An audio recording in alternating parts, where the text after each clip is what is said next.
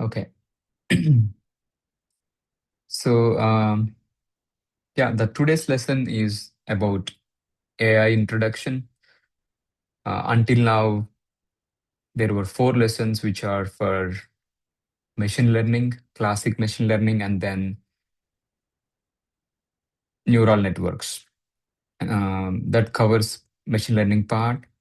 And the fifth lesson, which is the today's lesson is an AI intro lesson. In this lesson, we'll talk about NLP, which is natural language processing, and we'll talk about LLM. LLM is large language model. Then we use one of the OpenAI ChatGPT models to provide a prompt and to get a response from the model. And then we look at how to create a chatbot kind of an application by using LLM behind the scenes. And then we look at some of the prompt engineering techniques. Um, this is the agenda for today's class, right?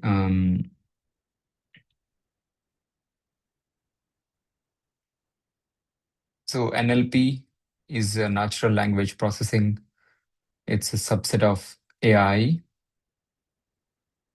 basically focused on helping computers understand and generate human language. Major applications of NLP is in text classification. Given an email or a paragraph, it'll classify the text. Let's say in an example of an email, it'll classify whether the email is a spam or not. And NLP applications are in machine translation. Let's say you want to translate from English to Spanish or English to Hindi. You can translate between the languages, is one other application of NLP. And here is one other common example. Let's say you own a business and you want to check the sentiment analysis of the reviews you were receiving for your business. If you feed the review you received for your business to the model, it'll it'll recognize the sentiment of that message as positive or negative or neutral, right? That is a sentiment analysis, and and now recently it's being widely used for chatbot applications and personal assistants, right? Initially, NLP was also rule based, um, similar to the machine learning models. Initially, the machine learning models were also rule based. Later on, they moved away from rule based instructions to self learned instructions, right? Yeah, so the modern natural language processing is dominated by deep learning and large language models. They are trained on massive data set. Um, so this is some intro about natural language processing. Um, and then LLM. LLM is a large language model. It is trained on vast amount of internet data. Data can be anything. Um, it can be from textbooks or it can be from web scraping. But LLMs are trained on huge amount of data in order to predict the next word in a sentence. So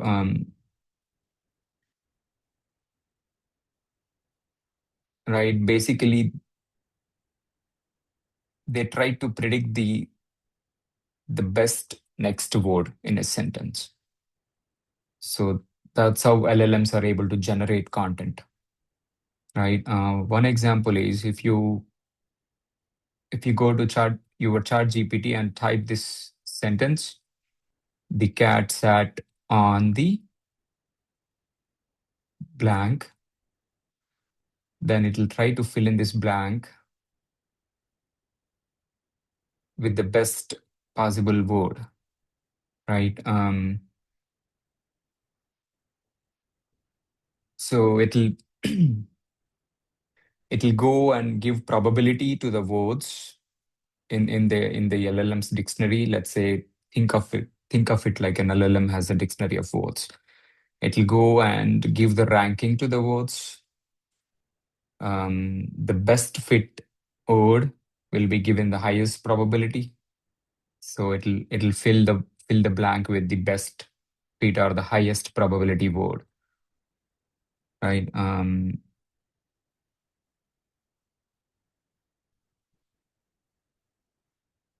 So let's say it filled this word. The cat sat on the mat. Let's say it's filled with mat. And then if you again prompt it saying the cat sat on the mat and blank, then it'll try to fill it again with the next possible word or the best word. So it'll generate the content until there is a stop signal to it or an end signal to it, right? So that's how when you ask a question, it'll start generating word by word until it feels that the text generation is complete. So it doesn't know the actual answer or the correct answer. What LLM do is just continuously predict the next word and provide the response. So in this process, LLMs basically hallucinate. They provide answer in a very confident way, but the answer may not be right 100%. The probability of answer being right is high. So so we should be careful in terms of using the LLM answers as it is. There should be some check to validate the response as well. That's a general caution, right? So how LLMs learn? Um, the technique is called self-supervised learning. I'll switch the tabs. So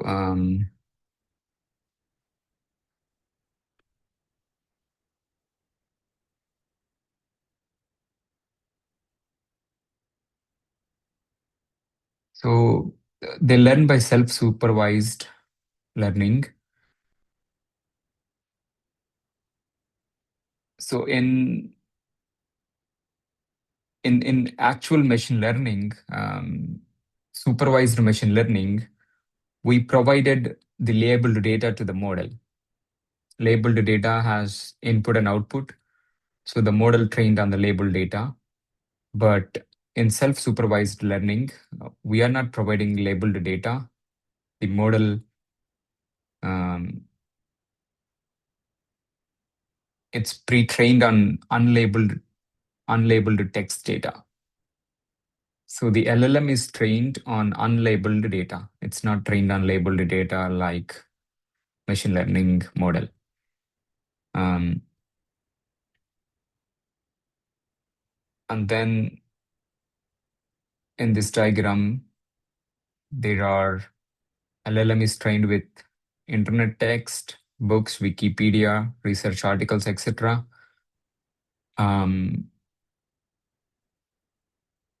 It's trained on unlabeled data, and this is called a pre-trained LLM. Think of it like a ChatGPT model or a ChatGPT LLM, right? And then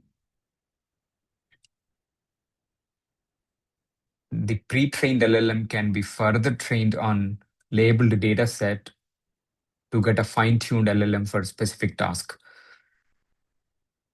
right? Then you get a fine-tuned LLM.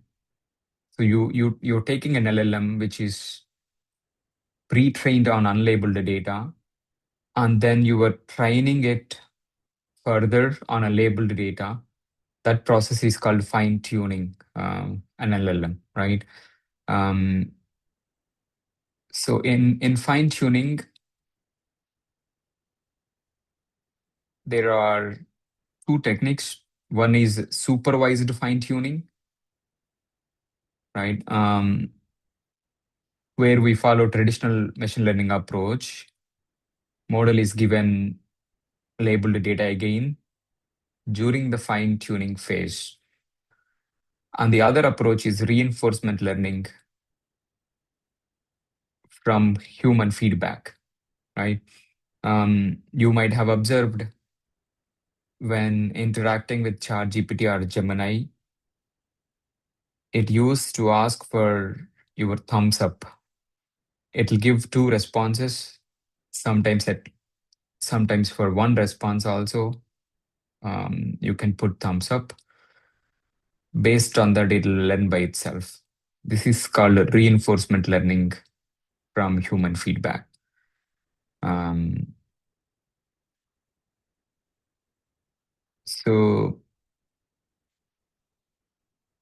so that's about self-supervised learning, and in general, the learning process the LLM follows, right? And then we have, yeah, as I said, we are pre-training and then fine-tuning. In fine-tuning, there is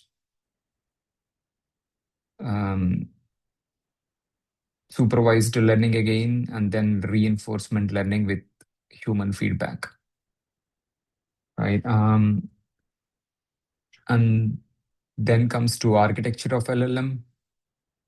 Um, I think I'll stop there. Do you guys have any questions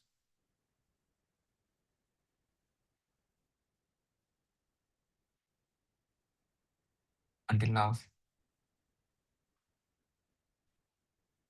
Okay. Yeah, moving forward. So this is LLM architecture.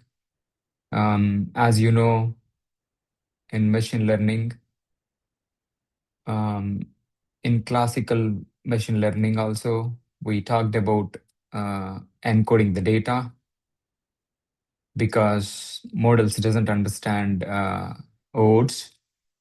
So we need to encode the data. We talked about one-hot encoding and other encoding techniques in order to convert the data to numbers.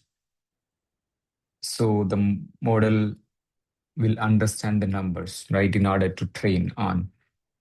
So similarly, for LLM, we need to convert the input text to token embeddings, right? First, the input text is tokenized, and then you get token IDs, right? Your input is broken down into tokenized text, and then that is converted to token IDs. So these three steps are called tokenization. And then the token IDs are converted to token embeddings. Embeddings are like a vector or a tensor, right? And then that is passed to a transformer, which has an attention mechanism. Um, so the transformer with that attention mechanism segregates the token embeddings actually based on relationship or based on context, I would say. And then finally, there is some pre-processing step before it gives the output, right? So tokenization is basically from raw text to token IDs. This is raw text, and then token IDs is at this step, right? That is called tokenization. There is an example to do tokenization or to check the tokenization. This is an OpenAI tokenizer. If you I have written this sentence few minutes ago in the tokenizer. And for this sentence, so this is how it is breaking down as tokens. It has total 12 tokens. Hi is one token, comma is one token, is one token, right? Each color represents one token. And then, I have one question. yeah, So how these tokens are generated, is there any logic behind these tokens? Or this is just a random thing? yeah, I think for each word, so I could think of there will be a database at the OpenAI side, and it'll have all the possible words in the English dictionary or in the English language, right? And for each word, they assign a token ID by default, and based on that, they'll break down this whole sentence into tokens. Uh, does You that mean to help? say there's a huge database of the tokens, and from that database, we take that tokens here. Yeah, yeah. So they represent comma as one token, and they provide one ID, token ID to the comma in their database, I think. So based on that, um, they are tokenizing this. Yeah, that's right. So, and these are the IDs. See, for 12 tokens, there are 12 IDs, right? So yeah, I think this token and ID are already defined. Um, so they get it from the database. And if we change the version of the GPT, like here we change, we are having the GPT 5.x. So if we change the version, will that the tokens and token ID will change? Yeah, it looks like it's changing. So for GPT-3 legacy, it says 11 tokens. But for these two, it says 12 tokens. So they might be improving their tokenization mechanism also, version to version. So if we see the difference, let's see.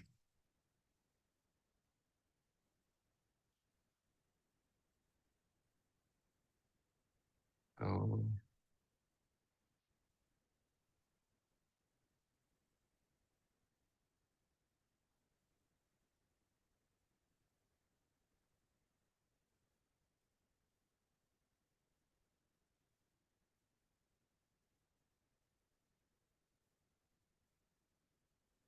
if we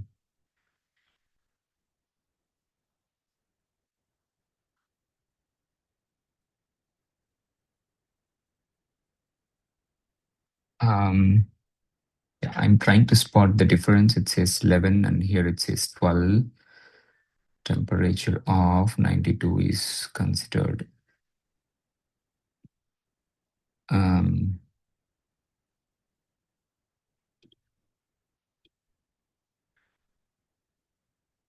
yeah,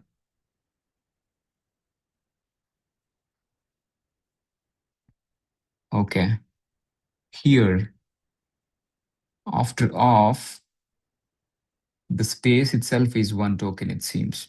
But in the old GPT-3 legacy, whole space and 92 is considered as one token. That's why this is 11 tokens and this is 12 tokens. Um, Yeah, that space is prior to the numeric data. So maybe because of that, they are considering as a different token. I'm not sure. I'm just assuming. yeah, yeah, maybe. I'm also not sure. But yeah, based on the version of the model, the tokenization system they're following is also changing. They might be improvising it, the tokenization system also. Okay. So, so we convert input text to token IDs. Then from token IDs, we convert token embeddings, right? And so embeddings are clustered, I would say, are segmented based on similarity or context. You can see fruits are segmented in a similar space or under one space.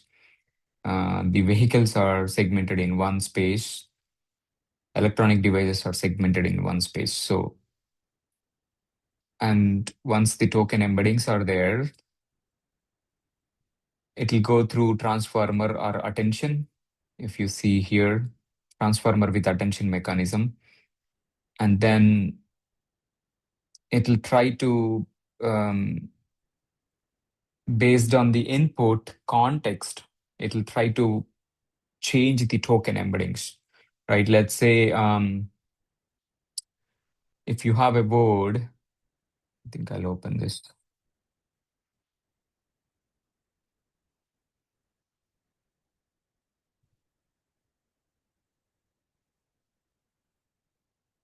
So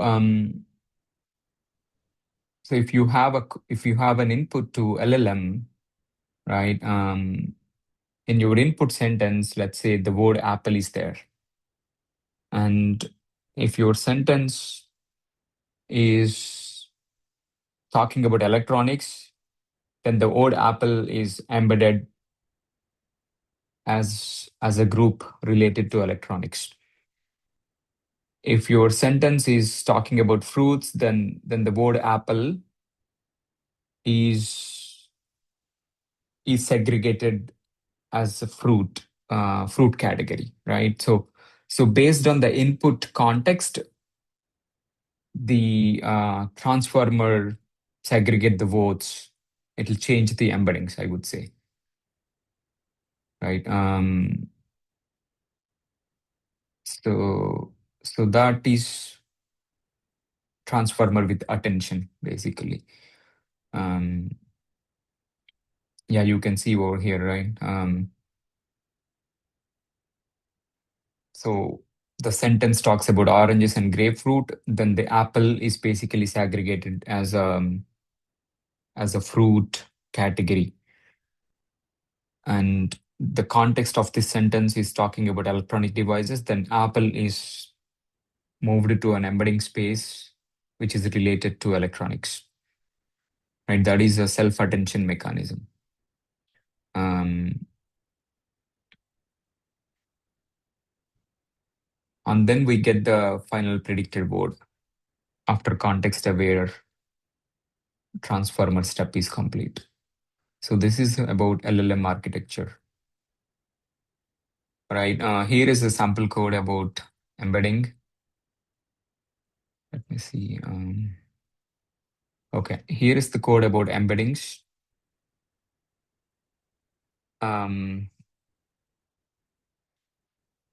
So I think in the group chat, they have provided you people an open AI API key as well. I think you need to use that in order to utilize the OpenAI embeddings. You load the key by using load underscore dot environment function. It will tell whether the key is successfully loaded or not. Here, one important point to note is you should not commit your .env file, or you should not commit your OpenAI API key to the Git repository. If you commit it, someone may take your OpenAI API key and use it. And if they're using tokens of your API key, then you will be charged for that. So remember to not commit your OpenAI key to GitHub repository. Um, so here is a list, and this is how we generate an embedding. We are creating an OpenAI client, and then we are calling embeddings API. We are telling which model to be used for embeddings. We are providing the input. We are providing here the movies summaries list, and then it will create the embeddings, right? So that's about intro to NLP. Next, we will talk about completions API of OpenAI. So if you have interacted with LLM, right, or ChatGPT, you ask a question and then it will provide you the answer, right? Um, so let's say you want to create an application for yourself. Um, for example, let's say I want to create an application where I provide the photo of a label, label of a, let's say, food item, right? Food item has a label or ingredients list, let's say ingredients list, right? So once we provide ingredients list of a food item we want to purchase, then we want the LLM to provide a response for each ingredient, whether it's healthy ingredient or harmful ingredient, right? Let's say you want to do this task. Um, you can open your Chat GPT application and then scan the ingredients list and ask it to provide which ingredient is harmful and which is not harmful, right? If you want to do the same thing in your web application, let's say you have a personal website, and if you go to that website and if you want to upload a picture of ingredients and you need to provide the response of the ingredients if they are harmful or not in your website, right? So for this task, in your website, there will be a text box. You will enter the prompt. And when you click submit, you take that prompt as it is and put it to LLM API. And then LLM API will give you the response and you can display the response in your web application, right? Um, in this scenario, you can use the chat LLM completions API, chat GPT completions API in this case, right? Um, if you have to do such an application, you can use chat GPT completions API. Again, the same thing, you load the environment key and so we are creating OpenAI client, right? Then client.chat.completions. Completions is an OpenAI API. If you go to OpenAI API list, you can check about completions API also. And we are telling this is the model I want to use and this is the message, role, user, and context, content, hello world. Sorry. And we are telling temperature parameter. And there is one more parameter, n. And then the hello world is basically a query in this example, your input to the LLM. And so the response, you get the response and you read the response from choices of 0. You are reading the first response from choices. Yeah, this is an example of using completions API, right? So if you want to know the usage for that response, for that single response, you want to see how many tokens it consumed, you can use a usage property on the response object. And yeah, model name, if you want to check the model name, you can query for the model property on the response object, right? And we discussed LLMs are basically try to predict or generate the word, one word after the other word, until the response is complete. So if you ask the same question 3 times to an LLM, it'll give you 3 different responses. It may not give the same response every time, right? The responses are random, um, and they may not be consistent as well. So how to get consistency? There is a temperature parameter. If you give temperature as 0, then the randomness is very, very less. It will give a deterministic response. If you give temperature between 0 and 1, if you give closer to 1, then the response becomes random. If you ask 3 times, the response it gives all the 3 times is very different. So yeah, I would probably give temperature as 0 in order to get a deterministic output and in order to not make LLM hallucinate more, right?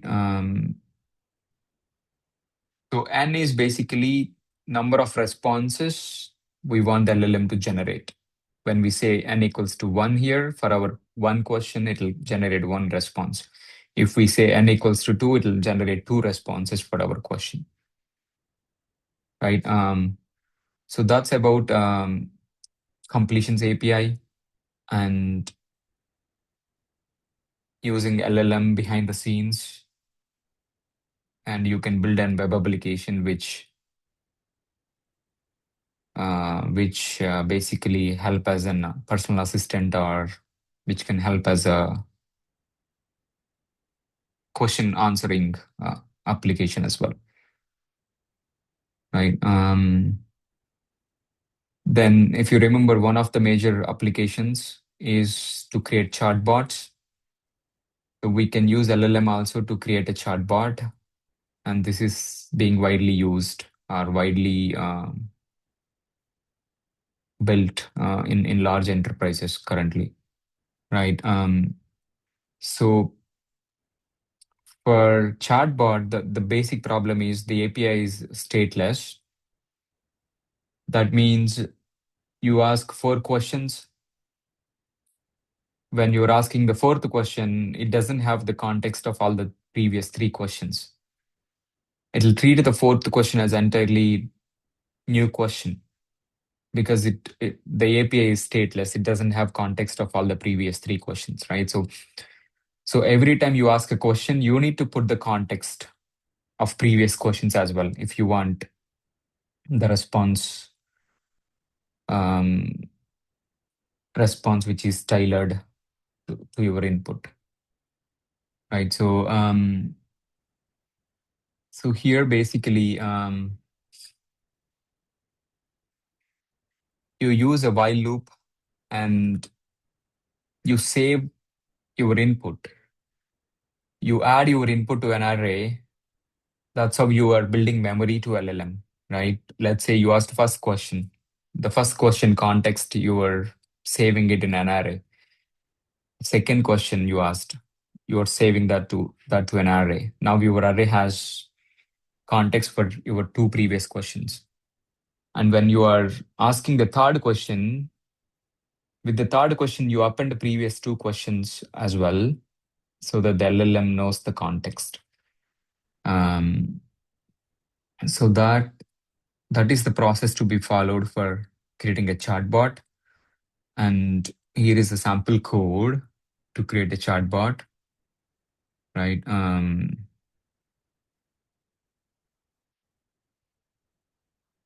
So yeah, you are taking a messages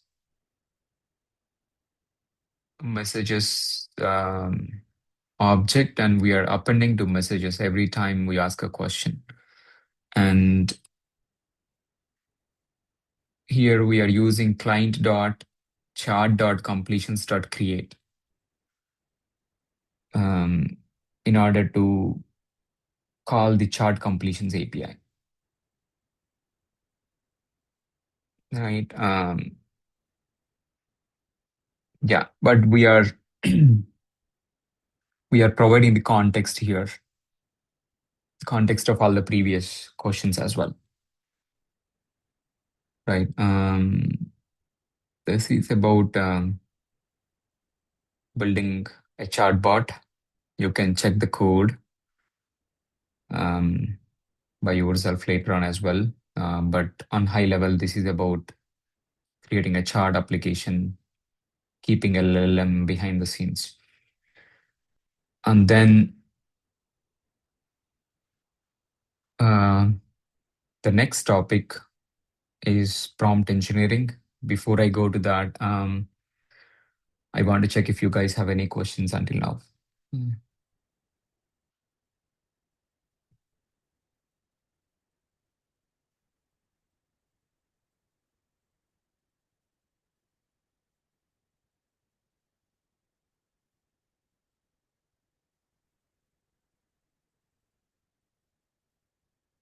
Okay. So, okay, I'll continue. So the prompt engineering, right? We talked about LLMs generate the response. They try to constantly predict the next word while generating the response. And also they try to remember the patterns and provide the answer based on the patterns, right? So prompt engineering is very important because you need to know how to prompt the LLM in order to get the desired response to your query, right? Um, if you provide as much as context required clearly in the prompt, then the response the LLM generates is also very clear. If your prompt or your query is very generic, then the LLM response is also will be generic, right? So again, if you are giving a correct prompt in order to get the correct response, then you are basically using limited tokens. But if you're giving generic prompt, you get a generic response, you don't like the response, then you tune your prompt, it'll give the response again. Still, you did not get the desired response. You tune your question the third time, then you get the desired response, right? But you made three iterations here, and each iteration it consumes tokens, right? So you need to know how to prompt in a proper way so that you get the desired response. So that concept is basically prompt engineering, right? I'll use a different presentation here for this. So you know prompt, right? Prompt is basically an input or a question to an LLM. Um, prompt engineering is a science of providing optimized prompt in order to guide the Gen AI to produce most accurate, relevant, and high quality output. And what is an LLM? You know already about that. So some of the prompting tips, it's better to be detailed and very specific when you ask a question. And sometimes in your prompt, you can tell the model to think through step by step, right? That basically guides the model to think through step by step and provide the answer. And sometimes you experiment, you ask one question, you get the response, but the response is not desired. You tune your question, then you get the response again. So basically, you experiment with LLM and iterate in order to get the desired output, right? Um, if you have an article, if you say just summarize the article, that's not detailed enough for LLM. right? Instead, if you say summarize the following article in 5 bullet points, focusing specifically on financial impacts mentioned, use a professional tone. Then this is basically a detailed prompt and you got a tailored response or a desired response based on your question. So it's always better to be specific and detailed enough for an LLM, right? So this is an example of guiding the model to think through its answers. And this is also called a chain of thought pattern. In our actual lesson, there is a mention of chain of thought pattern as well. Chain of thought pattern is an prompting technique. So where in the input you provide step-by-step reasoning to solve the question to an LLM. And then when you ask a new question, it will try to follow the same pattern you followed for the question, right? So here I gave an example of a problem and I provided the solution also. And I provided the steps to get to the final answer, right? I'm saying first add 3 plus 4, then add 19 to the result. Then I'm saying subtract 12. So basically, I'm giving a chain of thought prompt for an LLM. Then when I ask the actual question, it'll try to apply the same pattern I told it to apply. Right? This is a chain of thought pattern. And yeah, so this is a repetitive process, as I said. Um, Sometimes we no need to overthink in order to put the first prompt. Um, Sometimes, yeah, we put the first prompt, then we look at the response, and then we refine the prompt, and then look at the response and repeat the process until we get the desired response. Okay. And there are other types of prompting techniques.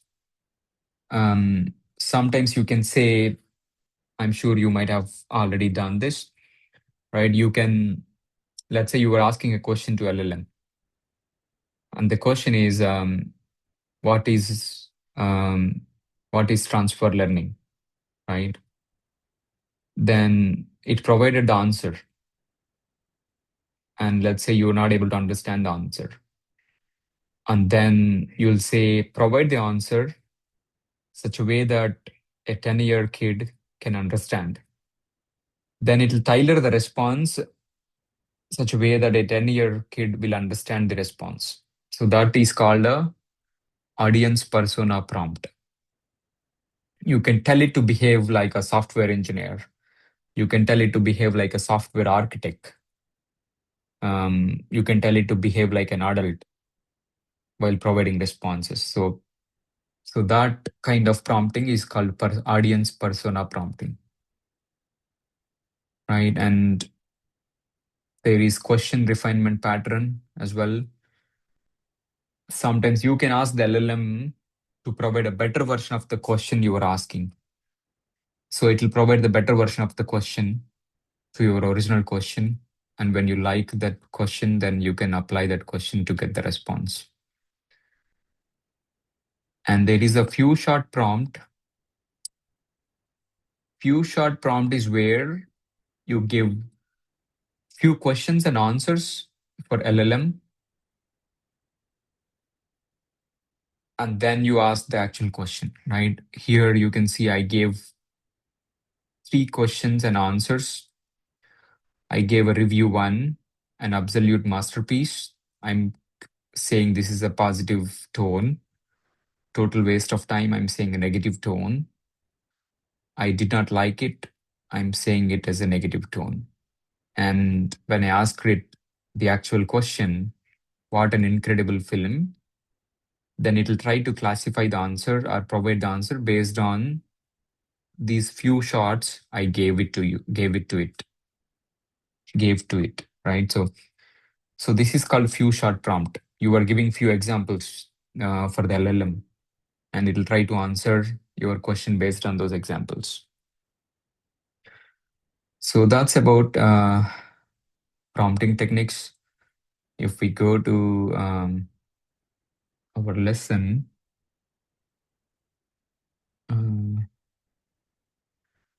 yeah, here again, reiterating, we should be clear and specific. Role, you can say, yeah, act as a software engineer, act as a senior software engineer, etc. Yeah. So iterate is there. We discussed already that it's an iterative process.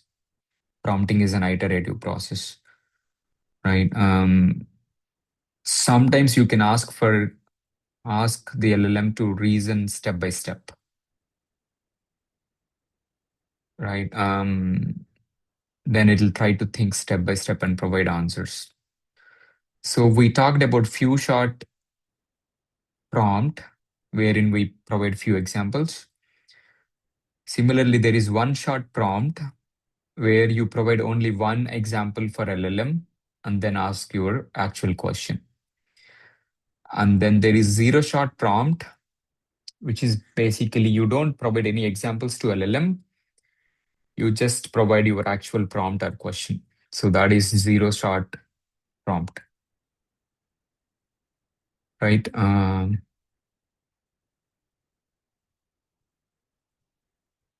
Yeah, that's about prompt engineering in brief. I think I'll stop here. Let me stop the record.